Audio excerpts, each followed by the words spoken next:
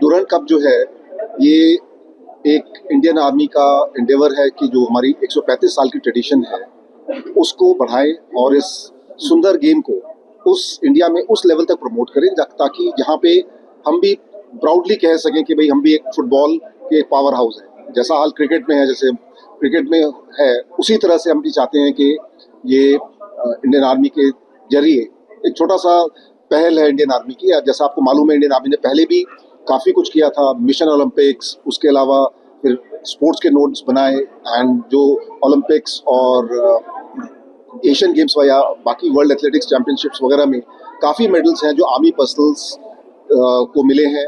और सिर्फ army personnels ही नहीं, कोशिश ये रहती है कि जहाँ पे भी अपना हम कुछ कर पाएँ स्पोर्ट्स की बढ़ोतरी के लिए वो हर लेवल पे किया जाता है। और डूरंड कप भी इसी श्रृंखला का हिस्सा है क्योंकि जैसा मैंने बताया 135 साल की हिस्ट्री और माननीय राष्ट्रपति महोदय ने पूरे ओवर दीज इयर्स इसको सपोर्ट किया है, तो ये हमारा कर्तव्य है कि हम इसको बढ़ावा दें। और पिछले 2019 से जब से ईस्टर्न कमांड में आया है और पूर्वोत्तर राज्यों में ये कॉम्पिटिशन्स हुए हैं तो उसको बहुत ही बढ़ावा मिला है।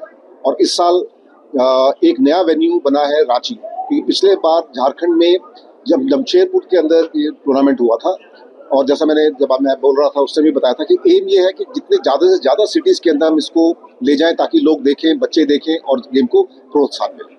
এইটো আৰম্ভ কৰা হৈছে আৰু বিভান্তাৰ পৰা আৰম্ভ কৰি এতিয়া বিভিন্ন জায়গাত যাব, অসম বিধানসভাতো যাব কাপ। ইয়াৰ পিছত আপোনাৰ ৰিভাৰ ফ্ৰণ্টৰ তাতে আমাৰ লাচিত বৰফুকন বীৰ লাচিতৰ ষ্টেচু তাতেও যাব।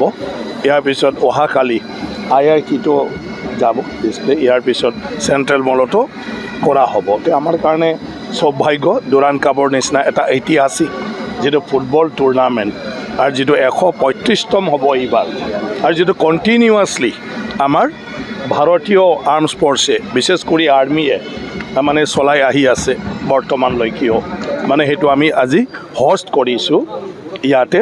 আৰু আমাৰ সেই 6টা যিটো টীম, সেই টীমটো আমাৰ নৰ্থ ইষ্টৰ আৰু ইয়াৰ ভিতৰত আমাৰ অসমৰে 2টা, কাৰ্বি আংলঙৰ আৰু বড়োলেণ্ডৰ, বড়োলেণ্ড ফুটবল ক্লাব আৰু কাৰ্বি আংলং ফুটবল ক্লাবো আছে। সেইটো আমাৰ কাৰণে খুব মানে ভাল আৰু উৎসাহজনক যে ডুৰাণ্ড কাপৰ এতিয়া অসমৰ 2টা ফুটবল টিমে মানে খেলিছে। তো আহি থকা দিনত আৰু পাৰিব।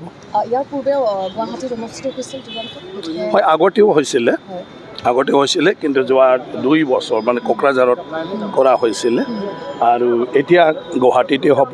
গোটেই 6খন খেল হ'ব আৰু আমাৰ মানে জম্মু কাশ্মীৰৰ এটা টীম আহিব ফুটবল ক্লাব।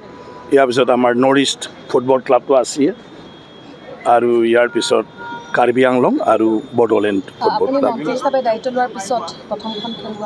হয়তো মোৰ সৌভাগ্য যে আজি ডুৰাণ্ড কাপটো ইয়াতে হোষ্ট কৰিব পোৱাটো এজ এ মিনিষ্টাৰ।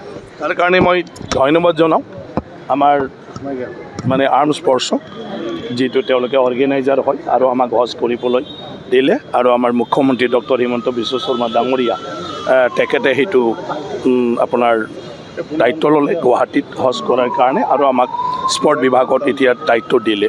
গতিকে সেইটো জীৱন্তত এইবিলাক সৌভাগ্যৰ কথা। আমাৰ এটা ভাৰতৰ গৌৰৱ, ভাৰতীয় মানুহৰ গৌৰৱ, আৰু এটা মানে কি কয় এছিয়াৰে প্ৰথম ফুটবল মানে টুৰ্ণামেণ্ট এইটো আমি ইয়াত হোষ্ট কৰিব পোৱা, ইয়াৰ লগত মানে সম্পৰ্ক হ'ব পৰাটো।